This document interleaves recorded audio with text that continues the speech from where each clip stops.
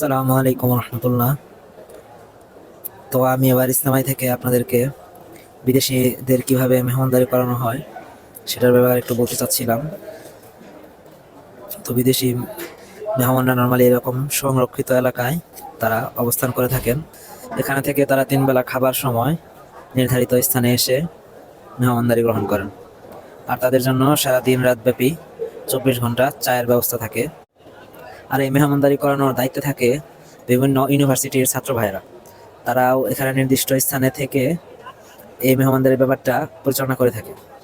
তো এখানে তাদেরকে বিভিন্ন ভার্সিটির শিক্ষকরা এবং বিভিন্ন দায়িত্বশীল বড় ভাই এই সম্পূর্ণ কাজটার দায়িত্ব নিয়ে সুন্দরভাবে পরিচালনা করে থাকেন। তো এখানে বিদেশিদের মেহমানদারি করানোর জন্য এবছর প্রায় 700-র উপরে ছাত্র ভাইরা আছেন।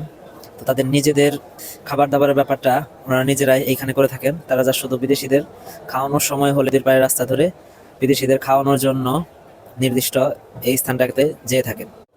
আর বিদেশিদের জন্য বিভিন্ন পদের খাবার রান্নার দায়িত্বে যেসব ভাইরা থাকেন তারা একদম কামারপাড়া রোডের সাথে এই লাগোয়া অংশটাতে থেকে বিভিন্ন পদের খাবার রান্না করে থাকেন। এবছর বিদেশ থেকে আগত 2000-এর উপর মুসল্লিগণ এই সংরক্ষিত এলাকাটিতে অবস্থান করছেন এবং তাদের জন্য নির্দিষ্ট খাবারের সময় ওনারা এই রাস্তা ধরেই মেহমানদারির জায়গায় এসে উপস্থিত হন।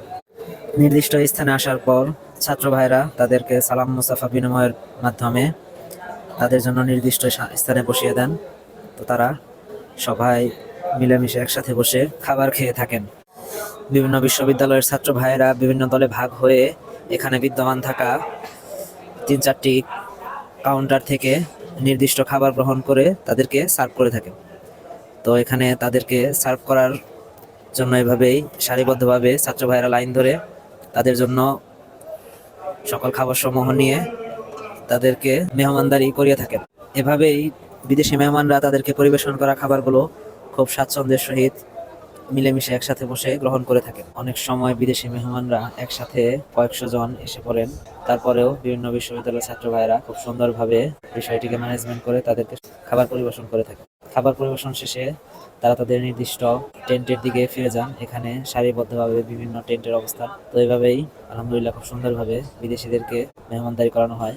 যদিও এবছর অন্যান্য বছরের তুলনায় বিদেশি মেহমানদের সংখ্যা কম, তবুও প্রতি বছরের ন্যায় এই বছরও খুব সুন্দরভাবে করানো হচ্ছে।